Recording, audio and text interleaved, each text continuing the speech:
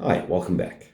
I'm Norman Mataras, and this is the second session of Philosophizing with Alain Badiou. Last week, I want to set up the purpose of these sessions. Each of which will be about 40 minutes long. They serve, and their objective is to give a general introduction to Alain Badiou's philosophical system. And apart from being a general introduction, I really aim to make it a simple introduction, meaning that there are a number of concepts that have to be learned according to their definition and how they fit together and what Badiou's proposal is. And it's a proposal that was articulated within the tensions specific to French philosophy. So what we're going to do is focus on French philosophy. We're going to delimit what the context is of French philosophy as if we were raised in the tradition. I had the opportunity of spending many years in Paris and being trained according to this tradition. My dissertation, of course, is in French. And I had the opportunity of studying with Alain Badiou. So I feel this is something that is not always taken with the degree of seriousness that it deserves. And that's because of the nature of the way philosophy is taught in North America. Meaning there's the conventional philosophy, which we should call also Anglo-American philosophy, by which we include the Canadians and the British as well. But then there's the other philosophy, the continental philosophy, which is a mixture of the French and the German, which is just heresy. I mean, it just doesn't make any sense when you examine the specificities of philosophy as taught in France. And when we look at philosophy as taught in France, we're looking at something that is centuries old, okay? Not 2 centuries old or 2.5 centuries old like in Germany, not less than 2 centuries or a century and a half if considering philosophy in the United States. We're talking about, 500 years or more, okay? And certainly if we go back to the conflicts that would occur within the philosophy discussed as part of its theological moment. I mean, the conflict of universals, for example. Then we're looking at a tradition that is even almost 1,000 years old, right? So let us, as Anglo-Americans, recognize the French philosophical tradition, and that it does not stop with, let's say, Rousseau does not stop with the French Revolution. And last time I decided to give some pointers and landmarks. An excellent text that Badiou published on this question is called Adventure of French Philosophy. And there he will touch on the conditions of emergence, or meaning that French philosophy takes over from German philosophy on the one hand. But he recognizes that at the beginning of the 20th century, French philosophy is in a very fragmented form. It's possible to organize it according to 2 axes. One is the philosophy of the concept, and the other is philosophy of knowledge. So I'd like to take off from there.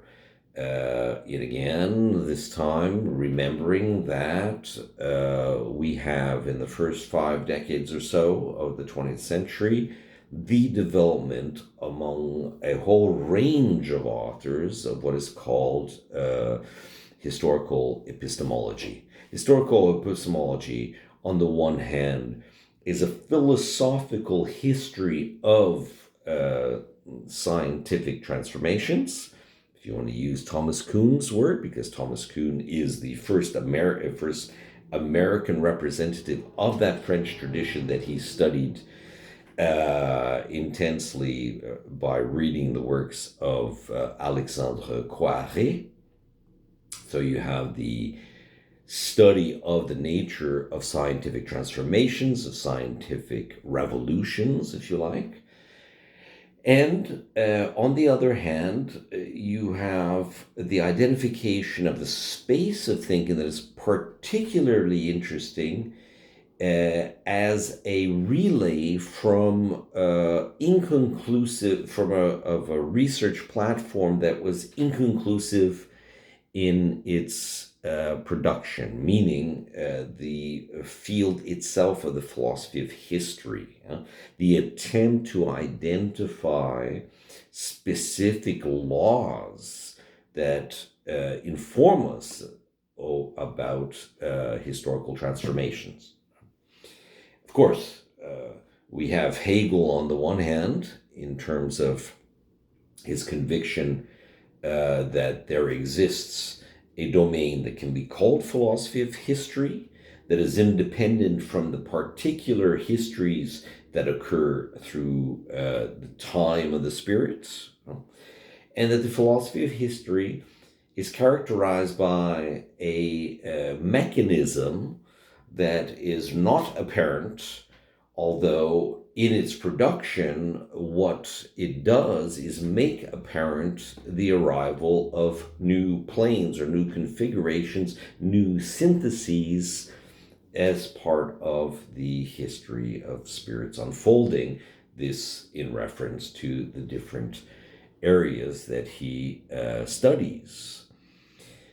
This notion of the dialectical movement of history is taken up by Marx and Engels, particularly in the Communist Manifesto, the brilliant first line, the history of all societies hitherto is the history of of class struggle.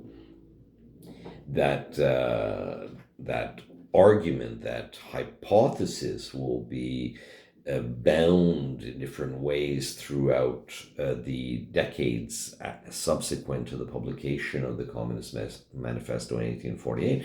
But it's very important that identifying this thesis, which is the first line of the first section, right, after Marx and Engels basically parody the hysteria that was building around what is communism.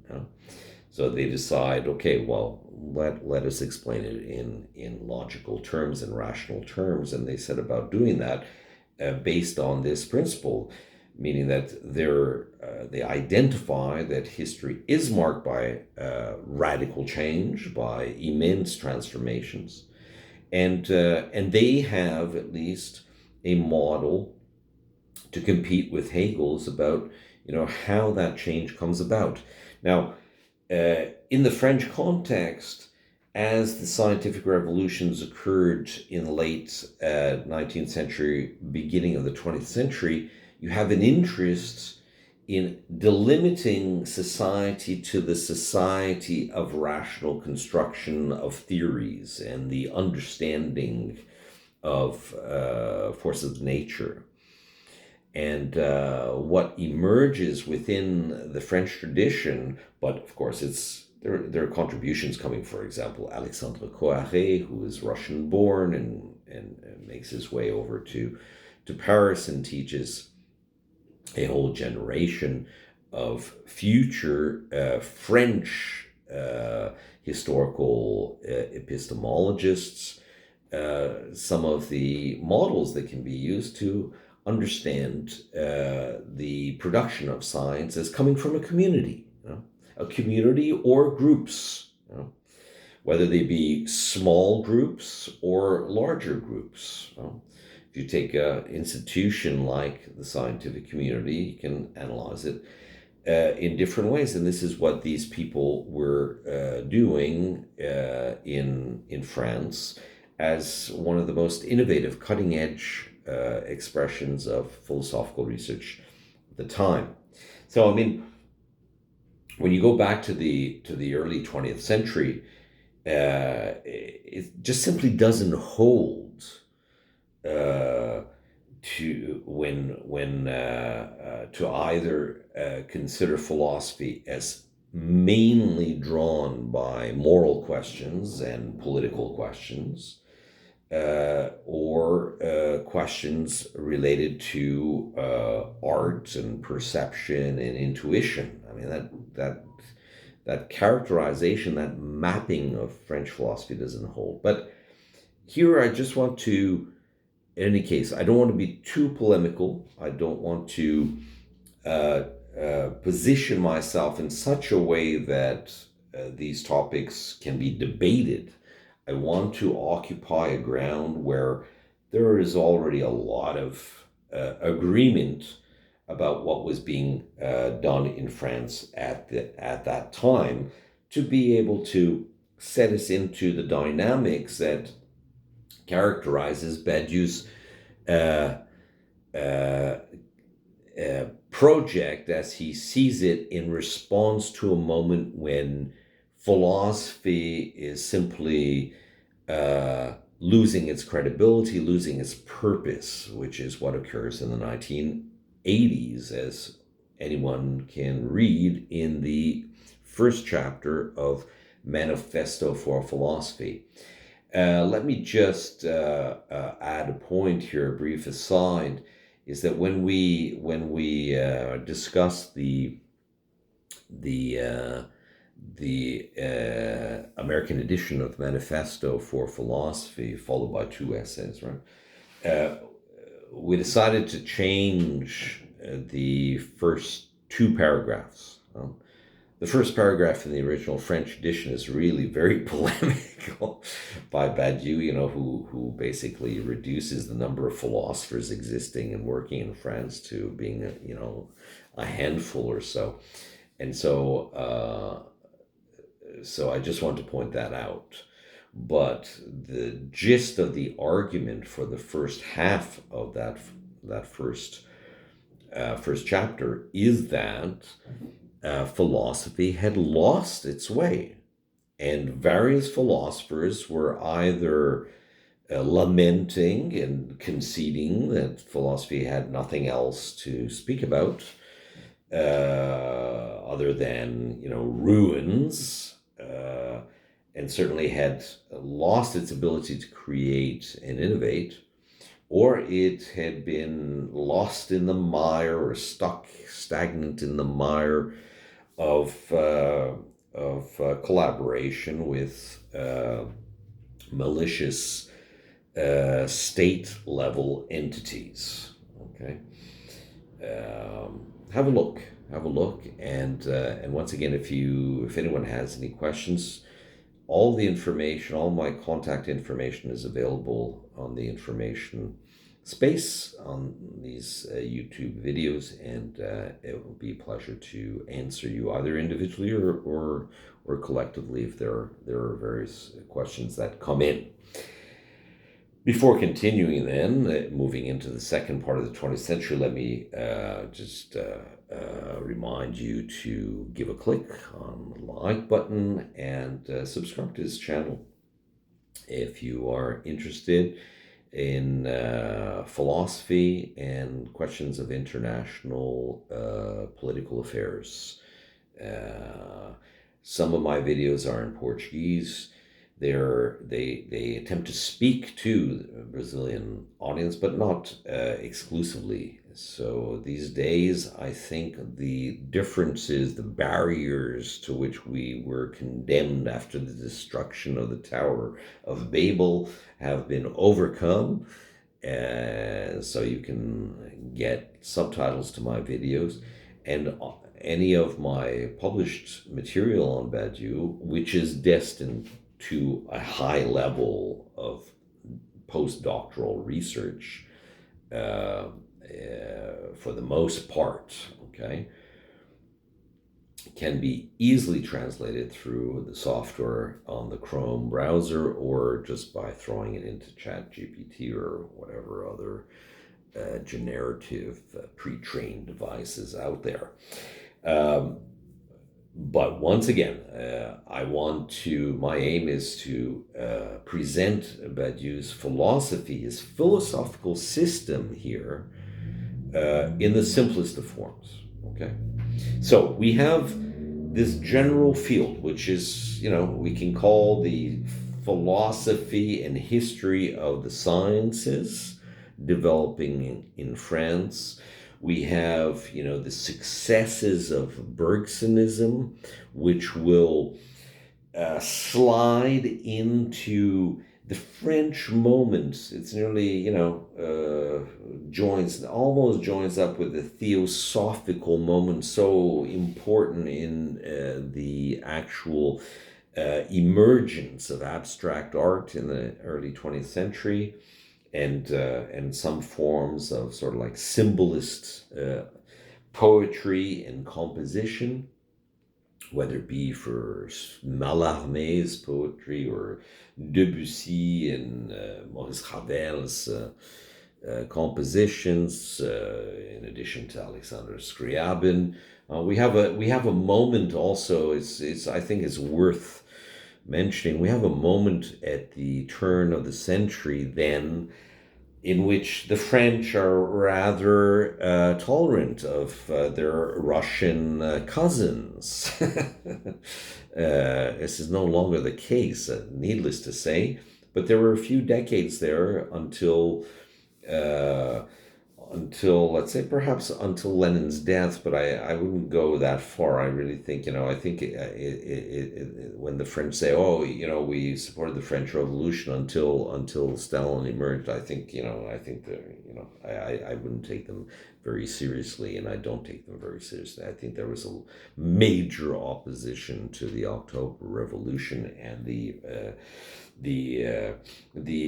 extreme creativity and innovation brought about by the Bolshevik leaders in the early years, and the French just are very jealous when other nations surpass them. I mean, this is part of their collective upbringing. But in any case, this is not a criticism, and I want to make us really dive into what this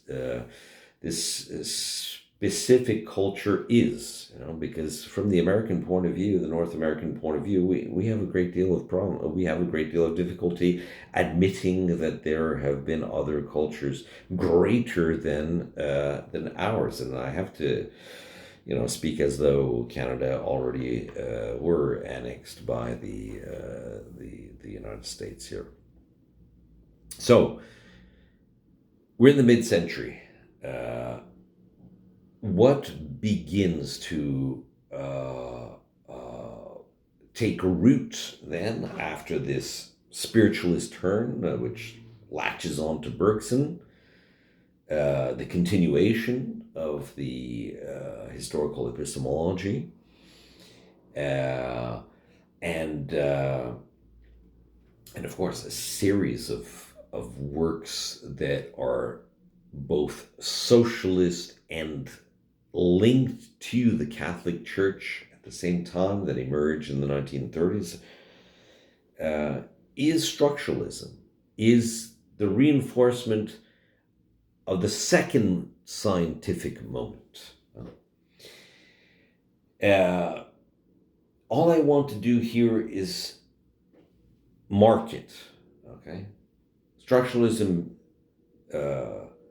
is closely linked to mathematics, and I think one of the fine books available on transmitting the mood and the possibilities that exist in a city, even in the 1950s, in which a dozen universities and research institutes can be accessed within the space of like 10 blocks.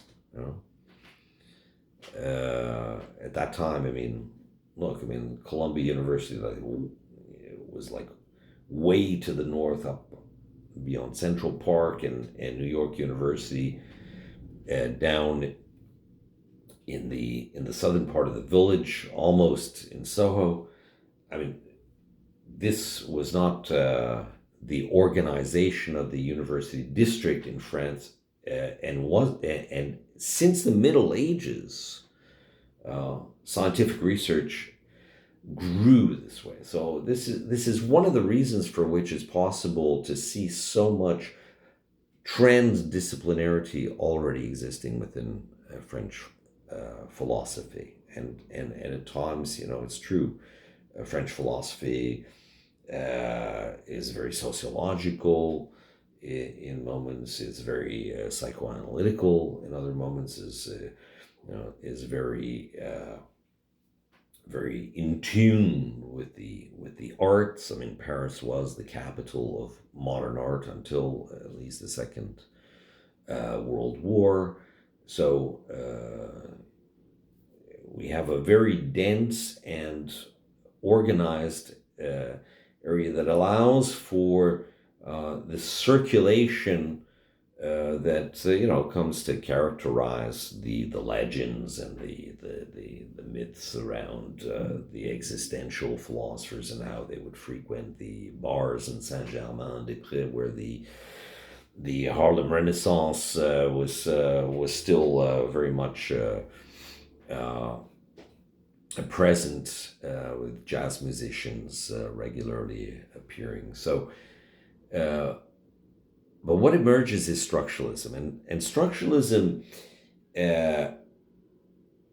occurs according to two distinct periods, okay, and perhaps three. Because there is a scientific moment of structuralism that characterizes work being done in mathematics, okay? And that will have an impact already in the 1930s on aspiring young philosophers who are searching for new sciences. So this is one of the things also that characterizes French philosophy. Philosophy is already being taught in the last year of high school, so everyone studies philosophy. But then there is a familiarity with higher level philosophy that characterizes the class hierarchy that exists between Paris and the provinces. So students will already have an access to very high level philosophy at the high school level. So Claude Lévi-Strauss is one of the pioneers of structuralism. So is Dumézil, one of the great thinkers of the myths that are produced and present in Eurasian, Indo-European cultures. There is work being done on linguistics that reaches Paris. A number of foreigners are drawn also to Paris. So what is the purpose? What is the purpose of structuralism as it reaches philosophy? Well, first of all, it reaches the burgeoning social sciences. In France, one can say the term humanities, sciences humaines, is still very much in use until the 1950s. And in the 1950s, it becomes very clear that something happens to les sciences humaines which strives to make them more scientific, and this because of some of the key discoveries that emerge from these fields. The first discovery is clearly the unconscious. So the discovery made by psychoanalysis, and by the 1950s, of course, psychoanalysis has left its German abode. It has become, or it has gone through a transformation, a more or less obligatory transformation into English, because Freud could not stay in Paris. But had Paris not been occupied by the Nazis, psychoanalysis would have been French and perhaps would have stayed French, since Marie Bonaparte was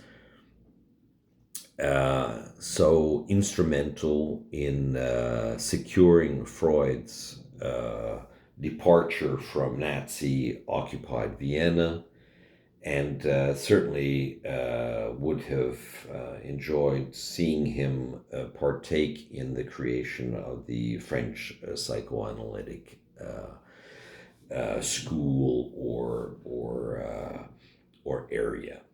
Okay, so, but independently from the language question, what psychology does through psychoanalysis is invent the family structured unconscious.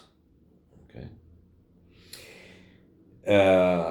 The other hand, you have linguistics and structural linguistics, particularly being articulated by Roman Jakobson, and the distinction here of the sign concept between signifier and signified, and the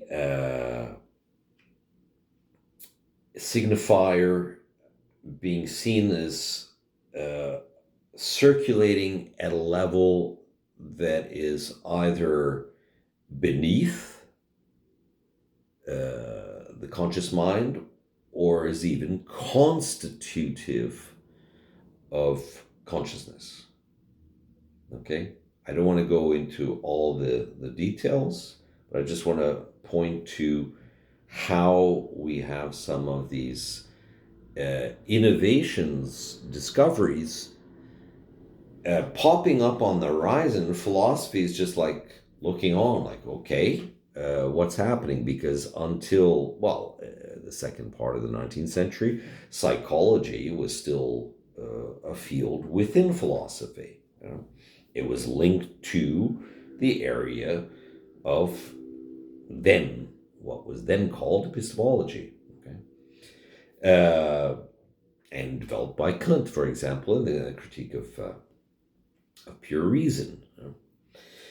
So you have these. You have some theses emerging on history. That history can be seen, in fact, as a formal process whose laws can be transcribed, provided or because of the expulsion of a single notion of subject as being the vehicle for history's progression. So we can identify Louis Althusser as, putting forward the idea that history is a process without a subject. Okay, so history acquires a type of autonomous dimension that can be, whose rules or perhaps laws can be transcribed. I mean, this is what characterizes the scientific moment of structuralism that circulates and transforms the human sciences, les sciences humaines, the humanities, at a time when philosophy is still very much the most prestigious theoretical fields, partly linked to the humanities, but from which the humanities emerged. So this is the context. Now, May 68, so, you have in the 1960s then the prestigious moment of structuralism that debunks existentialism, debunks phenomenology, starts to take over even philosophy. And then there's the moment of 1968 when all of a sudden the scientific proposal, meaning mapping what the formal model is behind these new social sciences and the discoveries that they have brought to the uh, research space, encounters its limit point. There are so many reasons, and we can spend a significant amount of time discussing the impact of 68, why this happens, but there's just a general sense that structuralism now does not speak to what is going on. No, that structuralism does not speak sufficiently, as it used to be said in those times, to history. No, but history as a subjective process. This, of course, is all open to discussion. I'm just, trying to make certain things familiar. Now, structuralism, even before 68, considered that the subject is the result of these new spaces of thought, whether it be the unconscious, the rules of language formation, history, textuality, the rules of textuality, the commonalities to different religious systems, some of which were not institutionalized and are called myths. So from 68 onwards, what you have is an analysis of a post-subjective social scientific space where precisely the modelized versions of psychoanalytic theory, of, let's say, an anarchistic, radical, philosophical perspective, and then the most contemporaneous and avant-garde expressions of art participate in trying to understand how a figure centralized around subjectivities, now multiple in dimension, could emerge if it hasn't emerged already. So we get into the 1970s here when things get very, very fuzzy, as one can see. But the focal point of philosophical discussions does leave the scope of science. And this will increasingly affect philosophy, which sees the period of discovery and innovation as happening really outside of itself.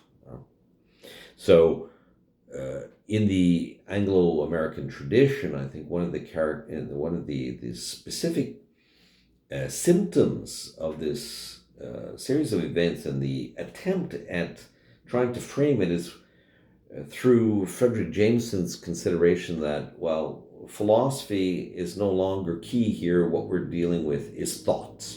Okay, so we no longer have French philosophy, we have French thought.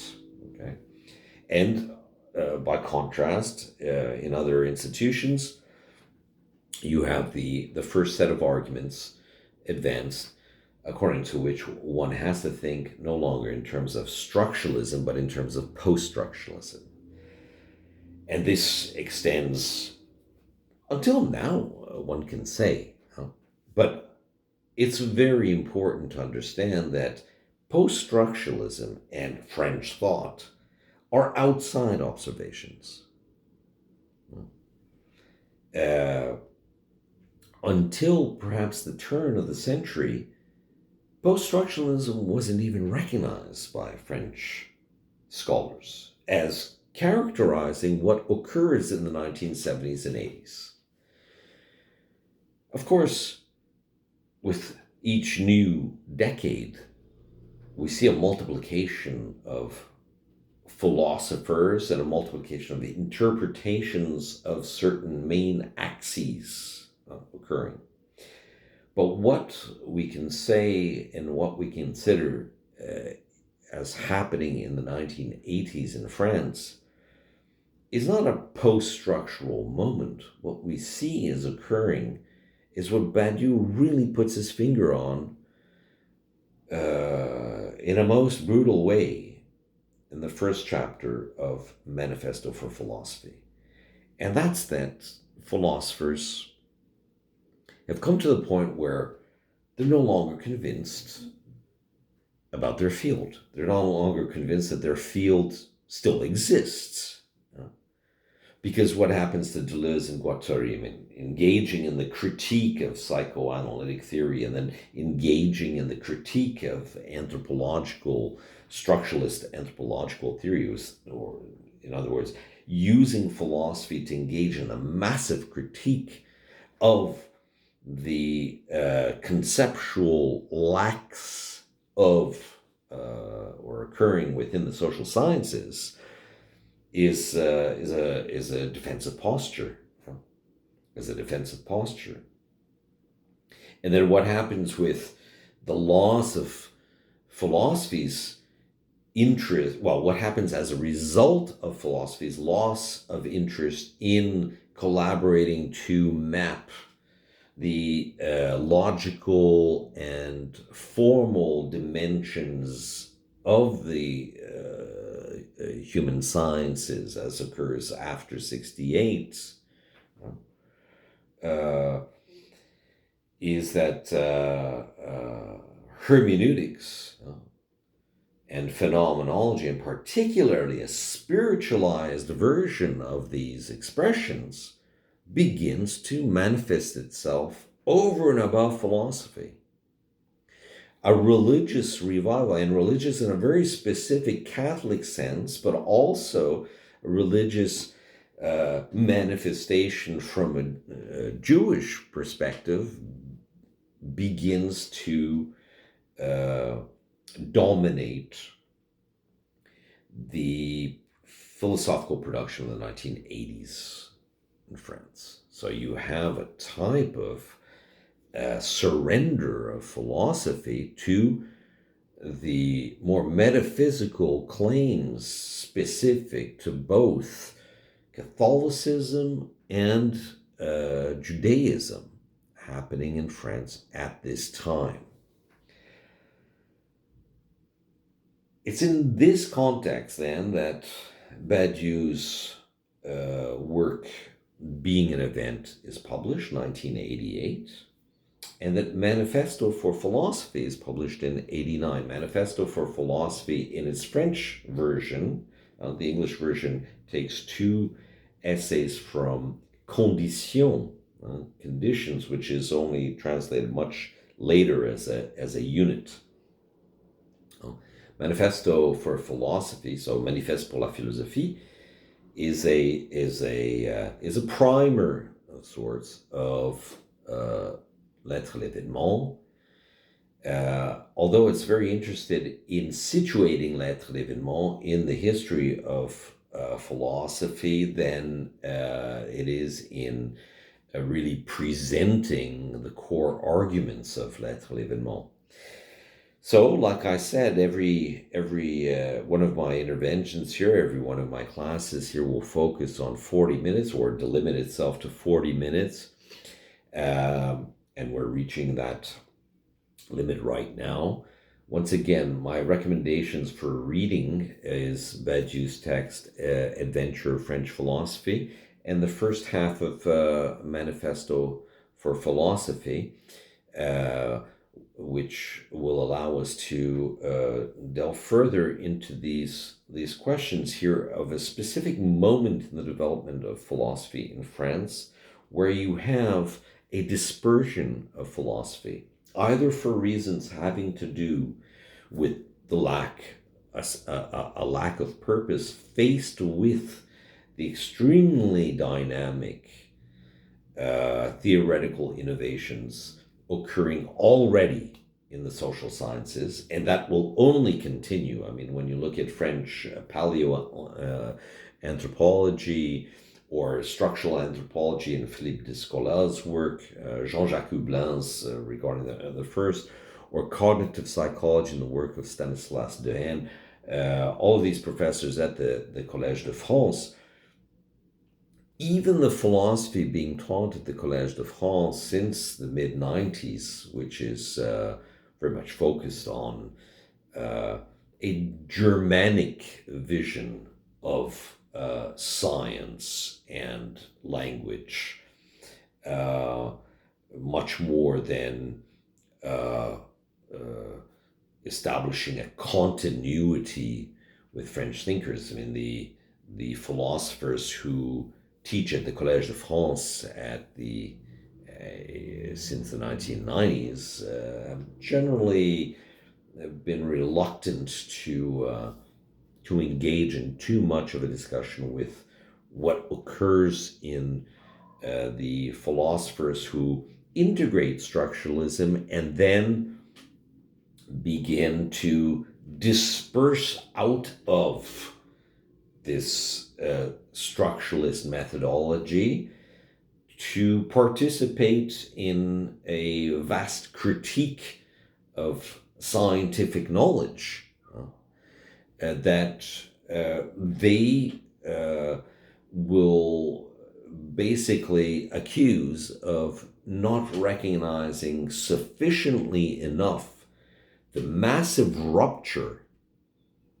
in the cultural sphere that occurs with 68. So, I mean, of course, 68 is still a question today because that generation of thinkers is particularly gifted, the generation of thinkers who created the journal Cahiers pour l'analyse, which was translated into English a couple of decades ago in a fantastic project by Peter Hallward that we have to celebrate, and it's available on the internet. But that shows and is proof that the space of concern until 68 was precisely the formal sciences, was precisely linguistics, was precisely logic and mathematics. The Cahiers pour l'analyse is the journal to have first translated many of the pioneering texts written either in German or in English that gave rise to analytic philosophy. But in the context that the French were analyzing it, it was seen as giving rise to a mathematical logic. And mathematical logic became the space in which rationalism extended itself through the 1970s, except for a number of years in which many of the philosophers who were both students of Louis Althusser and Jacques Lacan, among which one encounters Alain Badiou, got involved with political activities at a grassroots level, if you want to call it that way, but definitely out of the perspective of this rupture. The idea of revolution then gets transformed and converted into the idea of event. And it's the event in terms of theoretical considerations that becomes one of the attractors to the development of French philosophy in the 1970s and the 1980s.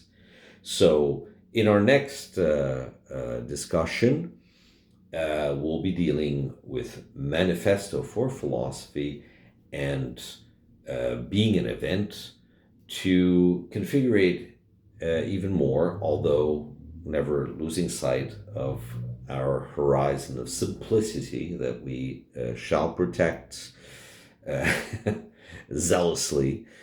Uh, and until then, if you enjoyed this video, please give us a like, share it if you like, and subscribe to the channel. There's a lot of material there, and there are also some links to my published work that I include in the information bubble. Thanks for following me until this far, and should you have any questions, my email is also available for further discussion. My name is Norman Madras, and you've been listening to Philosophizing with Alain Badiou. Until next time.